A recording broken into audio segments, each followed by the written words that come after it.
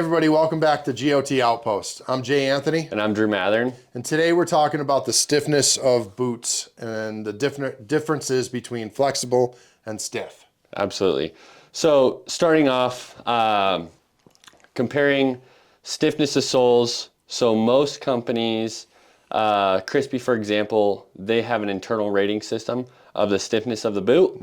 So you can compare all the different variations of their boots and the standard typically is between 1 and 5 for most boot companies on level of stiffness. 1 being super soft, flexible soles, and then being extremely rigid, hard would be a 5 rating. So the hardest part with this rating system is there's no industry standard. So in comparative to sleeping pads, ASTM, R rating of the R value, or the ISO rating for sleeping bags, this does not have that. Yeah. So manufacturers, they really can create their own system internally. So if you're comparing one company to another, their rating system might be a little off on the level of stiffness. Yeah, I mean, I think Crispy does a really good job of being honest about it. Yeah. And I think most of the upper end boot companies do that, but it makes it a little harder to have any kind of consistency if you're comparing one boot that you like, say one style of boot in one company to one style of boot in the other, because their flex ratings may not be the same. Exactly. And the importance of having a soft and flexible sole or a stiff sole is all about the activities you're going to be going on. Yeah, for sure. Like, I mean, you're not gonna want to take like this pair of Crispy's Laponia 2s, which are a great boot. You're not gonna want to take these on a mountain goat hunt or a sheep hunt. Yeah. Because they're just too. These are like a 3. 2. Yeah, 2 rating. A 2. So these are way too flexible for something like that. Yeah, just because. So when you have a stiffer sole and you're doing any sort of rugged, steep terrain, it helps with your energy transfer. So when you're taking those steps, it helps provide your energy moving forward. Yeah. But you don't want to be running in it because you can't, it's not comfortable and you don't have as much flexibility in your sole. So running or doing any short day hikes, it's not necessary. Yeah. But it's phenomenal for long-term hikes where you have rugged terrain. It helps provide support in not having your muscles flex in your foot when you're stepping on unstable rocks or anything like that, or any sharp edge rocks or roots. And with a flexible sole, you're going to lose a lot of energy. Your feet are probably going to be sore if you have a flexible sole in that terrain, just because your muscles in your foot are going to be flexing on any unstable ground the whole time. And when you're hiking up steep terrain, your legs and calf and foot are going to be flexing the whole time. And you're gonna lose a lot of energy throughout that. Yeah, that range of motion is gonna be way greater with a flexible boot as opposed to a stiff boot. Absolutely. So those are probably the biggest things to consider when you're looking at different soles. And the best way to test it, I would say, look at the rating system that the company has, but I would also say test it yourself. Yeah. Because here's a perfect example. These are 2 different Crispies. These are mine. They are the Nevadas, and these are the Scravens, which is my wife's.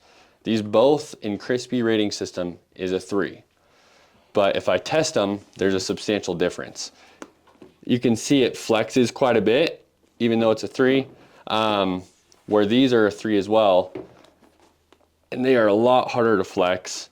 And another good way to test them is to twist them to see if you're walking on any sort of side hilling or stepping on rocks, how much they flex to the sides.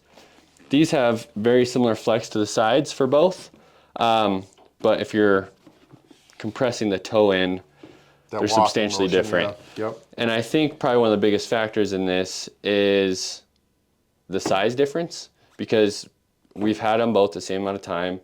Both of these boots have put on roughly about 150 to 200 miles, and so they have held with their life. The soles are still in great condition. Toes are peeling a little bit, but they're still in great condition. Yeah, and you've done a decent job conditioning them. And it looks like they could use a little now. Yeah, they could definitely use a little. You can definitely tell they're not all cracked, so you've done a good job, keeping them conditioned. I mean, you talk about that size. I mean, these are my wife's boot, and she's a size 5, and this is more of an entry level boot. It's kind of a synthetic. It should be more flexible, and I mean, it is it is super stiff, and I think that size has a lot to do with it. This should be a very pliable, soft, easy to walk in shoe, but because she has such small feet, it's stiffer. Yeah. So that size, I think, really does affect it. And then these ones are, so these were 3s. Mm-hmm.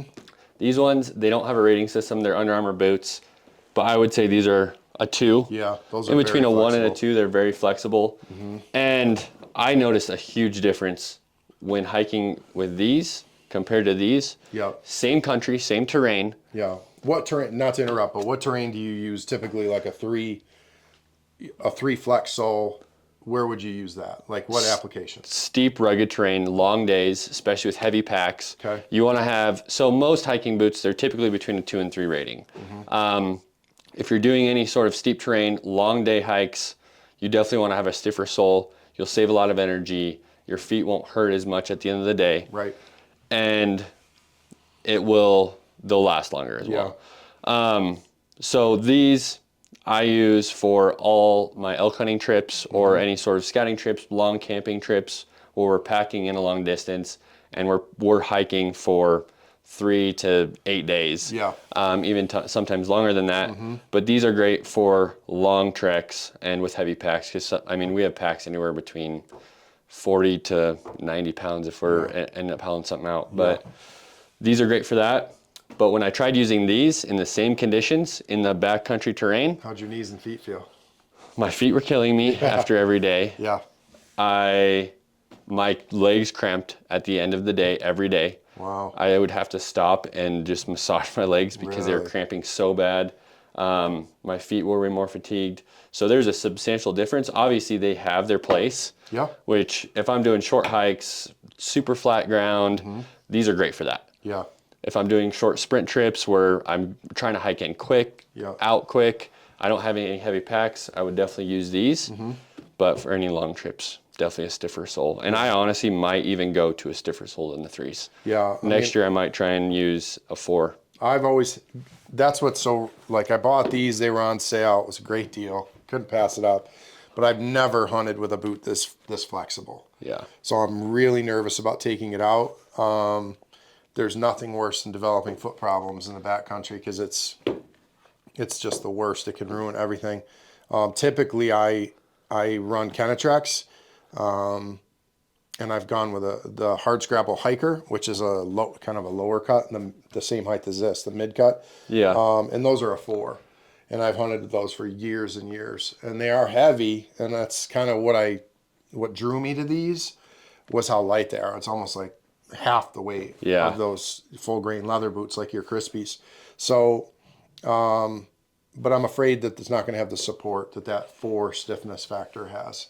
Yeah, and with a heavy pack, you might feel it. Yeah. Even with a heavier boot, you might save more energy with a stiffer sole. We were kind of going back and forth off camera a little bit about like, well, I wonder, being that a softer sole, you're going to use more energy than you would with a stiffer sole.